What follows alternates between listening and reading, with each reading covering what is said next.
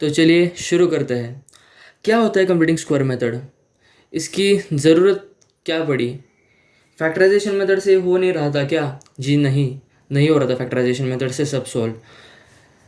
कुछ क्वेश्चंस ऐसे भी थे जो कि फैक्टराइजेशन मेथड से हो नहीं रहे थे।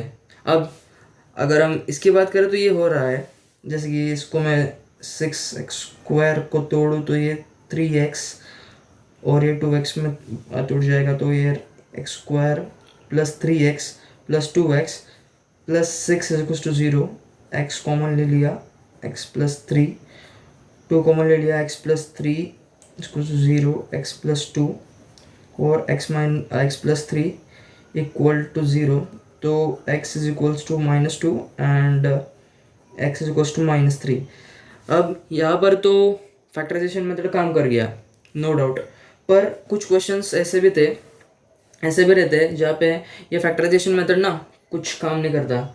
तो वहाँ पे हमारा कंप्लीटिंग स्क्वायर मेथड है ना जो काम में लेना पड़ता है हमें। तो अब वो क्वेश्चन कैसा होगा, जैसे कि मान लेते हैं x² प्लस x प्लस 1 = 0।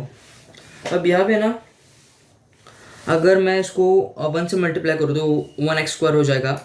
अब मुझे ऐसे दो नंबर ढूंढने हैं जिनका प्रोडक्ट तो 1 होता है पर उनका एडिशन भी 1 होना चाहिए। तो 1 और 1 तो हो नहीं सकते क्योंकि उनका जो प्रोडक्ट है वो तो 1 हो जाता है पर एडिशन तो 2 हो जाती है ना, तो वो नहीं चलेगा।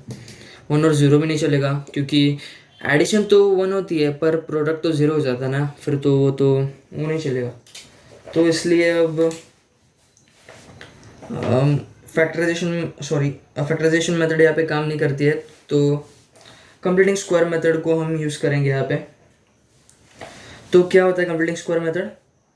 लेट्स से हमारे पास x² प्लस ax ये है, तो हम इसको ऐसे लिखेंगे कि x plus a/2 bracket square minus a/2 bracket square.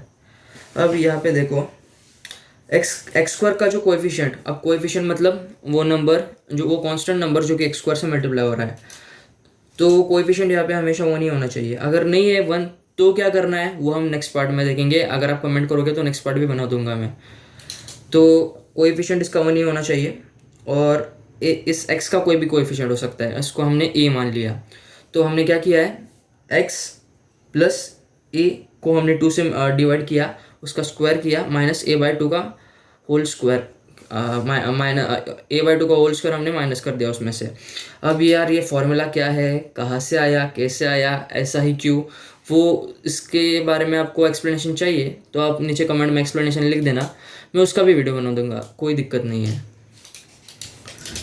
तो अब यहाँ पे आप यहाँ देख लेना कि यार x² प्लस x, ये वाला पार्टी है ना, ये इसके जैसा ही है ना, तो मैं इसके बदले में ये लिखूँगा, इस फॉर्मेट में लिखूँगा, इसको इस फॉर्मेट में लिखूँगा। तो ये क्या हो जाएगा, हो जाएगा x प्लस, अब a की वैल्यू देखना, a की वैल्यू यहाँ पे 1 है, x का कोएफिशिएंट वो तो 1 है ना, तो मैं यहाँ पे लिखूँगा प्लस 1/2, a/2 है, 1/2 कर दिया, ब्रैकेट स्क्वायर माइनस 1/2 का होल स्क्वायर, और यहाँ पे प्लस 1 आ जाएगा क्योंकि हमने इसके बदले ये लिखा था, तो भाई ये तो देना ही पड़ेगा ना, = 0।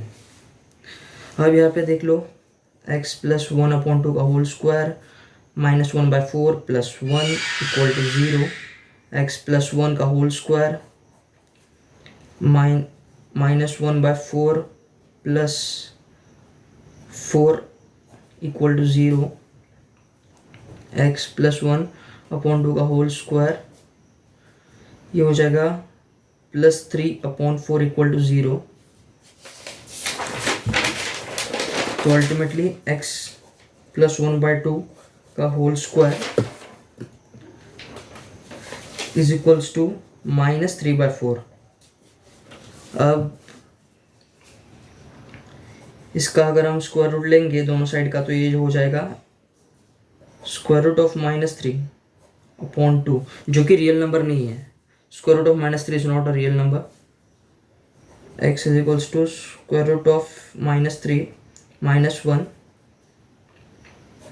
- 1/2).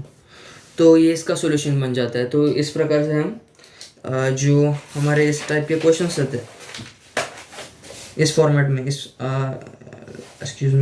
इस फॉर्मेट में जो कि फैक्टराइजेशन मेथड से नहीं सॉल्व हो सकते हैं, वो हम कंप्लीटिंग स्क्वायर मेथड से सॉल्व कर सकते हैं।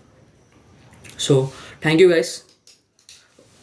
वीडियो अच्छी लगी तो लाइक कर देना, और आपको कुछ मैं होमवर्क के लिए क्वेश्चंस भी दे दूंगा, जैसे कि लेट्स से